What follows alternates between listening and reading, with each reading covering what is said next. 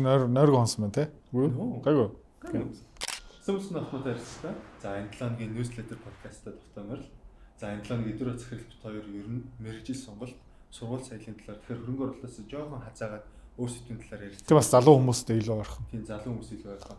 Тэгэхээр эхний асуулт нь болохоор хүн ер нь яаж мэрэгчлээ сонгуул таны хувьд дээр вэ? Айгүй олон оюутнууд те ямар нэгэн мэрэгжил эзэмшээд нөгөөдөө тэр мэрэгчлэрээ ажилтгүй тохиолдол айгүй гардаг. Ялангуяа Монгол улсад. Яг гоо 3 хэдэн бүлэг байгаа. Зарим нь ээжийн шахаа, ээж аав нарын шахаа. Нөгөөх нь багын мөрөөдөл. Тэгээд нөгөөх нь бол нөгөө амьдралын хэрэгцээ. Тэ? Ээж аав нараас болж сурсан хүмүүс байгаа. Олон юм туршиж үзээ дадлага хийсэн хүүхдүүд за энүүгээр би явах юм байна. Энэ миний пашн юм байна гэсэн хүмүүс байгаа. Тэгээд заавалчгүй одоо мөнгө олох хэрэгтэй болохоор зарим хүмүүс бас сургуулаа болоод ч юм уу, гадагшаа сурахаа болоод ч юм уу тэгээ шууд ажил дээр гардаг хүмүүс бас байгаа шүү дээ. Ерөнхийдөө тиймэрхүү гурван юм л надад ажиглаад байгаа. Мэргэжлийн одоо тренд гэж байдаг шүү дээ, тэ. За нэг хэсэг одоо компьютер технологи, тэ. Компьютер сайенс айгүй код бичих, тэ. Тэгээд нэг хэсэг бас Монголд тийм дөрөвдгийн марцсан байж нэ мөнгө орлого, тэ. Тэгээд бас нэг хэсэг Монголд нэгтлэн бодох одоо хэцэгчүүд хүүхдүүд бас нэгтлэн болгоё гэж айгүй шахсан юм шиг санагддаг юм. За. Таны хувьд ирээдүйд одоо ямар мэргэжлүүд илүү эрэлттэй байх вэ? Контент. Тэ. Контент дээрээ дамжуулаад ерөөдөө хүссэн мэргэжлээ өөрийнхөө хувийн ажлын байр бичил компани бас дунд зэргийн компани болох боломжтой. Тэр чинь санхүү эрчим хүрэх боломжтой юм шиг надад санагдаж байгаа. Тэ. Тэр бол одоо контент хийх, тэргээр дамжуулаад өөрийнхөө таниулах, хүмүүсийн анхаарлыг татах, тэгээд хүнд үйлчлэгээ бүтээгдэхүүнээ хүргэх, тэгээд мэдээж борлуулалт хийх, тэгээд компани орлогожуулах, өөрийнхөө цалин буулгах. Тийм. Контент хийх гэхээр одоо мэдээж контент хийдэг хүн их сургуулийн диплом шаардахгүй шүү дээ. Тэгвэл миний дараач асуулт болохоор ер нь их сургуулаа Монгол хийсэн дээр үү, гадаад хийсэн дээр үү таны бодлоо? Дунд зэргийн их сургууль тий нэг байдаг л гадаад их сургууль байх юм бол нэг явах хэрэггүй юм шиг надад санагдаж байна. Тий яагаад гэх юм бол ном нь яг адилхан. Одоо жишээлбэл санхүү эдийн засагт санхүү эдийн засаг сурах уу? Эсвэл нэг мэдхгүй Чех улсын нэг сургуульд тий хинч мэд сонсоогүй. Тэнд бас яг адилхан эдийн засаг сурах уу гэх юм бол Монголдо сурсан дээр хаа. Тий. Тэгээд харин гадаад хэлэх гэсэн асуудал байгаа. Тэрийг яаж сурах уу? Дэлхий харна гэсэн юм байгаа. Тэрийгэ дадлага тий гадаад яваад тэндээ ажиллаад авсан илүү дээрх гэж бодож байна. Тий. Яг гэх юм бол яг адилхан ном, яг адилхан ширээ, яг адилхан байшин, багш яг адилхан юм ярина. Тэгээ яг адилхан мэдлэгтэй онлуудтай төгссөн. Тийм учраас хаанаас ямар ч үнцэн байхгүй. За топ сургуулиуд гэсэн юм байгаа. Тэр топ сургуулиуд бас яг адилхан ном, багш яг адилхан юм ярина. Сэдвүүд нь бас яг адилхан. Яг адилхан онлуудтай төгсөн. Яг адилхан. Тэ? Үнэтэй сургууль, топ сургууль, дунд зэргийн сургууль ямар ч ялгаа байхгүй. Топ сургуулийн ялгаа юу юм бэ гэх юм бол маш сайн шүүсэн болохоор шигшсэн болохоор мундаг хүмүүс нь орж ирдэг. За тэгээд чиний хажууд баруун зүүн урд ард чинь ямар хүмүүс нь суух магадaltaй юм бэ гэх юм бол бас мундаг хүмүүс. Тэгээд мундаг хүмүүс чинь найзууд чинь болоод ирээд тэгэл тэднэртэй ингээ холбоотой байгаа 5-10 жилийн дараа тэд нар бүгдээрээ гайгүй ажилтаа болчихно. Санал нийлдэг хүмүүстэй бизнес хамт хийж болно. Гэх мэтчлэн одоо яг надад анзаарч байгаа юм бол би одоо 39 нас хүрч байгаа. Тэгээ миний найзууд бүгдээрээ ерөөхдөө тодорхой мессенд хүрээд ирэх нөлөөтэй, хөрөнгөтэй, мөнгөтэй, холбоо сүлжээтэй болж эхэлж байгаа. Тэгээд магадгүй би топ сургууль төгсөжсэн бол одоо энэ хүрээл маань илүү чанартай болох магадaltaй байсан. Тэ. Супер мундаг хүмүүс угаасаа хол явна. Тэ. Тэгээ хол явах хүнтэй найзлах уу эсвэл тэгээ хашаа байшин дотор арх удаг хүнтэй найзлах уу гэх юм бол хариулт нь маш тодорхой. Тэгээ ерөнхийдөө топ сургууль, энгийн сургуулийн ялгаа зүгээр хинтээ хамт сурч байгаа юм бэ л ялгаа. Тэгээд тэд нар илүү сайн хөдөлмөрлөн, хичээн, 5 дахь өдөр орой тултан шаардахгүй. Равдан хойлоо энэний ард гарчээ, хойлоо энэ төсөл дээр жоохон ажиллая. Зундаа хойлоо энд хамт дадлага хийх үү гэсэн ярианы сэдвүүд нь шалгуур. Тэгээд мяа сургууль дотор ингээд хүмүүс нь гэрийн даалгавраач хийхгүй, би даалтаа бэлэхгүй, ихэвч хүмүүс нь төгсөгчгүй Тэг ингээ маазраал тэнэгтэл архитаар шавдал явал тэгэл дуустдаг. Тэгэл ийм үр дүнгийг маш олон ээж аав нар компани хүмүүс мэдж байгаах нэг сонсоогүй гадаад сургуулийн хүнийг ажилтан авлаа. Тэ Монголын нэг мяа их сургуулийн төгсөгчтэй ямар ч ялгаагүй юм гарч ирнэ. Тийм учраас их сургууль аль нэг сонгох уу гэх юм бол гадаад сонгох юм бол маш хэцүү. Орох хэцүү сургуулийг сонго чадах юм бол тэгээд зүгээр төлбөрөө төлөөд хэн чамааг авдаг сургууль юм бол тийш явах хэрэггүй. Тэрнийхээ оронд ерөөхдөө Монголын топ мүйс англи руу орж үз. Санхүү эдийн засгийн тэр эдийн засгийн топ ангиуд руу ороод үз. Тэндээ бас Монголтой бас хол явах хүмүүс бүгдээрээ сууж байгаа. Тэгээ одоо яг 30 40 настайгаа өөрийнхөө компани эхлүүлж байгаа Монголд сураад төгссөн хүмүүс ерөөхдөө тэр мүйс санхүү эдийн засгийн ангиудын л хүүхдүүд л дээ. Та тэгээ ус сая хэллээ шүү дээ. Топ сургууль сурсан бол энэ хүрээлэл нь илүү чанга орхосон гэдэг. Та их сургуулаа хаа төгссөн бэ? Миний их сургууль бол нэг тийм сүртэй биш. Яг нь Германы хувьд бол сайн. Дэлхийн хэмжээнд бол тийм сайн биш. Тийм учраас тэрний хэлэх яг нь Франкфуртын их сургууль, Humboldt University Германд бол нэр хүндтэй.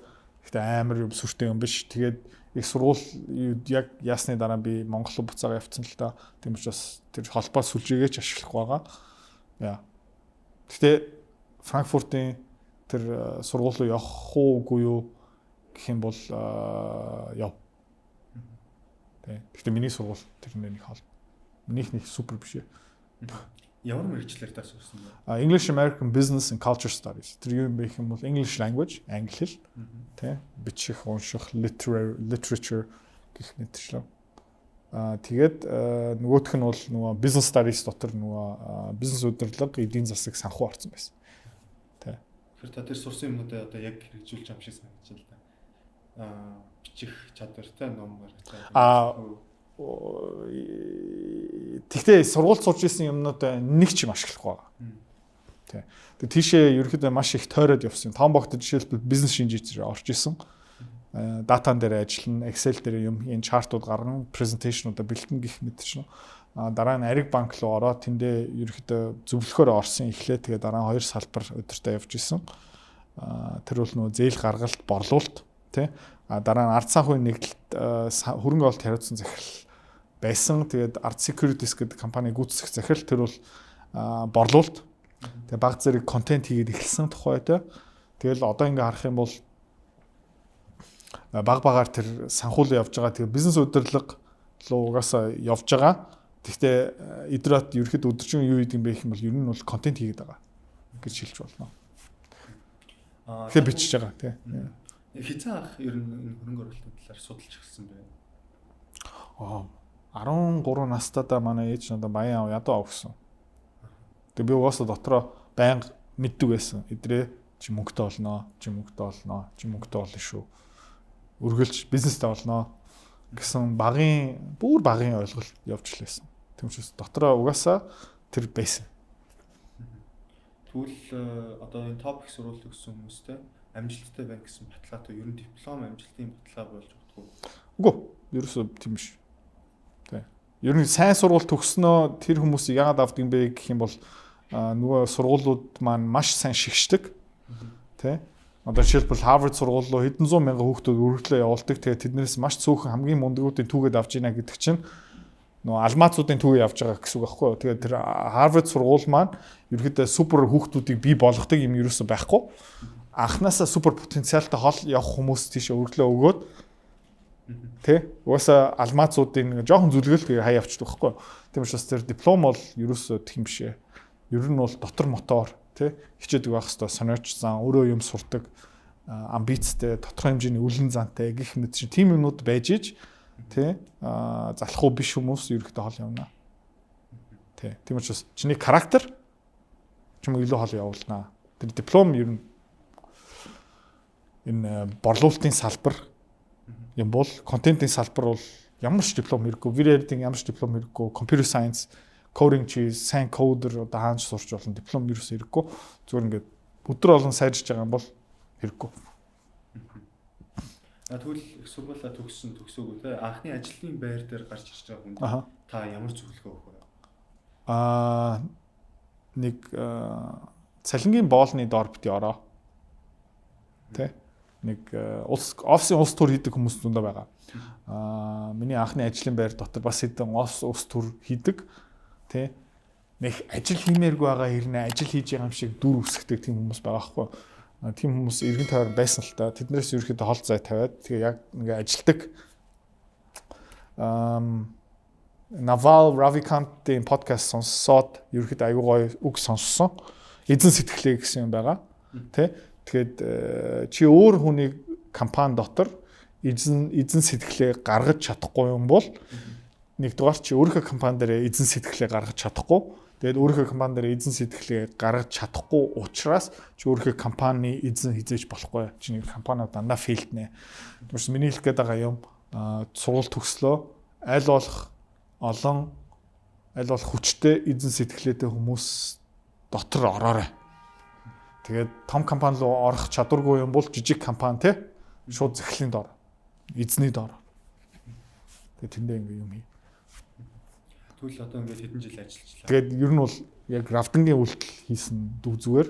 Равдан бол дадлага хийя гээл манай компани хүртэл явуулаад тэгэл яг миний шууд удирдлагын дор ажиллаад контент хийж ийн, ярилцлага хийж ийн, хүмүүстэй харьцаж ийн, судалгаа, шинжилгээ хийж ийн гэх мэт шин. Яг чиний хийсэн үйлдэлийг хийх ёстой юм шиг надад санагдаж байна. Тэгвэл одоо ингээд хэдэн жил ажил хийчлээ. Таны бодлоор хэзээ анх бизнес эхлүүлвэл зүгээр. Өмнө бас нэг бизнесийн подкаст нэр та нэг 13 таад хайрцаг зарсан билүү те. Тийм ярьжсэн. Гэхдээ яг бүр одоо жинкнээсээ анхны бизнес нь та хэдэн настай эхлүүлсэн бэ? Яг анхны бизнес уу тэгэл Монголдо 2009 онд буцаагаад ирээд тэгээд нэг ресторан нээсэн шууд дампуурсан. За дараа нь одоо хэдэн бизнес хийсэн бэ санахгүй байна. Айгүй олон фейлдсэн л те. Манай одоо хамтрагч төвшөө манай ULP тоор тээвэр зууч компани хийжсэн хэдтуудаа хамтраад тэгээд хамтрагчдын маргаанаас болж тэр бизнес бас татан бөөгдсөн. Санхүүгийн чиглэлээр бас нэг санхаа компани үүсгэжсэн, зөвлөхийн юм хийжсэн, оюу толгойн ханган нийлтийн компани хийжсэн. Гэх мэт чинь зөндөө юм хийжсэн. Тэгээд ерөөхдөө миний анхны жинхэнэ бизнес 2009 онд баха. Тэгэл ерөөхдөө амар тэнэг хүн байсан тухайд том толгойтой би мэднэ гэсэн зантай тэгээд бизнес маань 6 сарын дотор дампуурсан маш урт. Рестораны бизнес. Yes. Тэгээд рестораны бизнес угаасаа амар хэцүү. Яг жинхэнэ үйл ажиллагааны хариуцлага бацдаг хүн биш юм бол угаасаа фейлтэн. Тэгээд над шиг тухайд ингээд ажилсагч биш нарийн юм руу ормоорчгүй асуудал гараад ирэх юм бол тэрнээсээ зүхдэг гэх мэт чинь тиймэрхүү хандлагатай байсан болохоор тэгээд шууд дорн дампуурсан л та. Тухайн үед та хэдэн настай байсан бэ? 2009 он гэдэг чинь одоо 24 үү? 24. Тэгвэл хүн 23 хэдэн настайдаа бизнес эхлүүлвэл тохиромжтой байдаг уу? Яг амжилттай бизнес. Ер нь бол Америкийн том нэг дата цуглуулсан Stanford сургуулийн судалгаа байгаа. Тэр нь юу гаргаад ирсэн бэ гэх юм бол амжилттай стартап компани эхлүүлдэг хүний дундаж нас Америк улсад 41 настай. Тиймээс одоо ингээд бид нэр хэвлэл мэдээл YouTube-аараа дамжуулаад данаа энэ залуу мундаг хүмүүсийг хараад байгаа. Тэ. Тэр бол ер нь бол статистикээр байх бараг боломжгүй хитэн хүмүүс байгаа хгүй. Одоо Bill Gates айгуу залуу настай, Elon Musk залуу настай, Mark Zuckerberg залуу настай. Тэгэхээр тэд нар бол статистикийн хувьд сая хүмүүсийн нэг нь ихгүй юу? Тийм учраас тэр нь одоо би одоо Zuckerberg болно бас ингээд янз бүрийн интернет лекц ярилцлага өгөхдөө залуучууд ирдэг 16 17 надтай би ямар бизнес хийх вэ гэх юм бол чи Mark Zuckerberg мөн үү гэх юм бол биш. Тэгээд бизнес хийн тэр залуу фейлтэн тэгэл ерөнхийдөө яг дунджаас жоохон илүү хөдөлмөрлөдөг, илүү ухаантай контент үздэг сониоч зан чөлөө цагаар одоо өөрийнхөө боловсролтой ингээ хөрөнгө оруулалт хийдэг хүн 35-аас 40 хаа Монголд. Тэгээ би өөрийнхөө найзуудаа ингээ харах юм бол худалдааны компанид ажиллаж байгаа хүмүүс тий худалдааны менежер болоод түгээлтийг ойлгоод тий хөргөлт борлуулалт нэгтлэн бодох нэрөө ажлыг ойлгоод гайл майл импорт олон улсын тээврийг ойлгоод дараа нь ерөөхдөө дэлгүүр дээр яаж өрөө тавьдгийг, хаана тавьдгийг, авлагаараа яаж өгч болохыг, найдвартай дэлгүүр яаж ялгдгийг гэх мэт чинь маш олон жил олон ажлын байрнаас ингээд өсрөөд явсаар агаад миний одоо дэрвэд худалдааны компанид одоо хамт ажиллаж исэн тий шилжсэн хүмүүс маань 36, 37, 38 настайгаа л амжилт нь хүрч байгаа. Тэрний өмнө ерөөхдөө нөгөө мэдлэгийн юмнууд нь энэ тэнд айгу цорхоо. Тэгээд цорхоо юм ерөөхдөө дараа нь ингээ хар нөх болоод тийш унаа. Тэгээд компани фейлддэг. Тэгээд ерөөхдөө ингээ харахаараа 35 40 настай л юм байлээ. Та сая хүрээл илүү чанга байсан гэж ярьлаа шүү дээ, тийм. Тэгвэл та ямар их сургууль өөрөө төгссөн бэ? Франкфурт хотын Гёте их сургууль. Тийм. Санхугаараа дагнсан. Тийм. Тэндээ ерөөхдөө Франкфурт одоо Германы улсын санхүүгийн төв ямар хот юм бэ гэх юм бол Франкфурт, тийм. Англих Лондон, Америкийнх Нью-Йорк, тэгээд Германы тэр Франкфуртын тэр сургууль Германы хувьд бол дэжгүй олон улсынх гэх юм бол сүртэй юм биш, тий. Хүрээл нь бол nice. Тэгтээс төгсөөд шууд Монгол руу явцсан учраас тэр хүрээл маань хизээч хэрэглэгдээгүй, ашиглаагүй, хэрэгцээгүй. Тэгээд тэмхүү юм болсон дөө. Харамсалтай жоохон. Тэгээд диплома бараг ашиглаагүй дээ. Тэгээд их сургуультаа сурсан юмнаад ч бараг хэрэг болоогүй. Тий, хайрын цаг. Тухайд миний бодлоор дадлага хийгээд нэг компани эзний доор ажиллаад тэгээд дагаа яваад бүх юм сураад тий яг Монголдо ирээд тэр үйл хийсэн байхгүй анхныхаа бизнес эхлүүлчихэд дампуурчаад тэгээд 2010 оны 11 сарын 8-нд 5 бүхтгүүд орсон. Тэгээд 3 сар ажиллаад ерөөхдөө шууд эзэн над руу анхаарал хандуулад эхэлсэн. Чи энэ презентацийг хийсэн юм уу? Чи нэг зассан юм уу? Тэ? Чи яг гэртээ харихгүй байгаа юм. Тэ? Хагасаа өдөр чи офис дээр юу хийдэг байгаа юм бэ гэсэн юмнууд нь байсаар агаад нөгөө хүн маань энэ хичээдэг юм байна штэ гэд. Тэгээ ерөөдөө компани эзэн байна гэдэг чинь одоо хичээдэг хүмүүсийг анхаарна шүү дээ. Яагаад гэх юм бол чи нэг зорилготой. Тэр зорилго руу энэ залуу, энэ эмэгтэй бас хамт хөдөлмөрлөж байгаа юм байна гэх юм бол ер нь бол компани эзний ойрхон ажиллаж байна гэх юм бол тэдний анхаарлыг татна гэдэг чинь амар амархан бохгүй тий. Илүү цагаар ажиллана. Захиалаа туслах юм байна уу хаяа асууна. Нэг балиар улс төрч шиг ингээ бүх юуг нь бүхсийг үнсэх ерөөсөө хэрэггүй тий. Зөвөр сайжуул юм санаа болго ингэчүүл ядгийн би ингэж болох уу? Тэгэл ерөнхийдөө компани эзэн бити наадгаа хий. Бити миний компанийг сайжруулаад ээ. Бити манай алтаануудыг засах гэж оролт. Тэ? Хизээч тэхгүй байхгүй юу? Харин компани ажилтан тэ? Улс төр хийдэг хүн ээгүүтэй хулгаач тэ? Захлаа ингэчүүл яадаг гэсэн чи бити олон юм яриад. Энийг хийчих гэсэн юм. Чи одоо зиндаана байл та. Тэ? Тэ захлаа энийг туршиж үз болох уу? Чиний ажлын байрны тодорхойлч уншсан юм уу? Гэт тийм хариу өгөх байхгүй юу?